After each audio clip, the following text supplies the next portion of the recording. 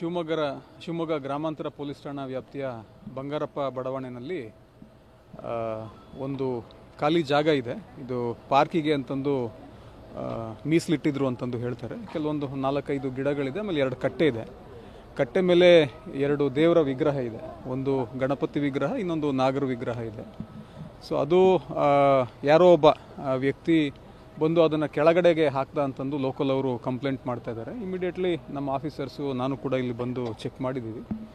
ಅದು ಕೆಳಗಡೆಗೆ ಹಾಕಿದ್ದು ಮತ್ತು ಆ್ಯಸ್ ಆಫ್ ನಾವು ಯಾವ ಲೊಕೇಶನಲ್ಲಿತ್ತು ಅದೇ ಲೊಕೇಶನಲ್ಲೇ ಇದೆ ವಿಗ್ರಹ, ನಾಗರ ವಿಗ್ರಹ. ಸೊ ಅದು ಏನಾಗಿದೆ ಏನು ಎತ್ತ ಅಂತಂದು ನಾವು ಪೂರ್ಣ ಪ್ರಮಾಣದಲ್ಲಿ ಪರಿಶೀಲನೆ ಮಾಡ್ತಾ ಇದ್ವಿ. ತಪ್ಪಿತಸ್ಥರು ಯಾರು ಇದ್ದಾರಾ ಏನು ಎತ್ತ ಅಂತ ನೋಡಿ ಅವ್ರ ವಿರುದ್ಧ ಸೂಕ್ತ ಕ್ರಮನ ತಗೊಳ್ತೀವಿ. ಈಗಲೇ ಏನು ಹೇಳಲಿಕ್ಕಾಗಲ್ಲ, ಪರಿಶೀಲನೆ ಮಾಡೋಣ. ಏನಾಗಿದೆ ಏನು ಎತ್ತ ಅಂತಂದು ಫಸ್ಟ್ ಪರಿಶೀಲನೆ ಮಾಡೋಣ. ಊಹಾಪೋಹ ಮಾಡೋದು ಬೇಡ. ಸುಮ್ಮನೆ ನಾವೇನೇ ಅನ್ನೆಸೆಸರಿ ಯಾಕೆ ಕ್ರಿಯೇಟ್ ಮಾಡಬೇಕಲ್ವ? ಅದಕ್ಕೋಸ್ಕರ ತಮಗೂ ಕೂಡ ಏನಾಗಿದೆ ಅದನ್ನು ಇವಾಗ ಇಷ್ಟು ಮಾಹಿತಿ ಇದೆ.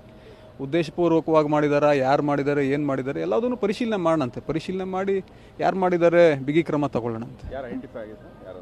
ಮಾಡ್ತಾ ಇದ್ದೀವಿ, ಪತ್ತೆ ಮಾಡ್ತೀವಿ, ಏನು ತೊಂದರೆ ಇಲ್ಲ. ಒಂದು ವಿಡಿಯೋ ಇದೆ, ವಿಡಿಯೋದಲ್ಲಿ ಅವರು ನಡ್ಕೊಂಡು ಹೋಗ್ತಾ ಇರೋದು ಕಾಣ್ತದೆ. ಅಂದರೆ ಪಬ್ಲಿಕ್ಕು ಅವರು ಸ್ವಲ್ಪ ಮಾತಾಡ್ತಿರೋದು ಕಾಣ್ತದೆ.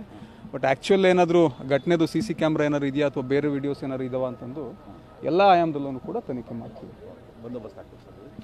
ಮಾಡ್ಕೊಳ್ತೀವಿ, ಪಿಕೆಟಿಂಗ್ ಮಾಡ್ಕೋತೀವಿ. Thank you.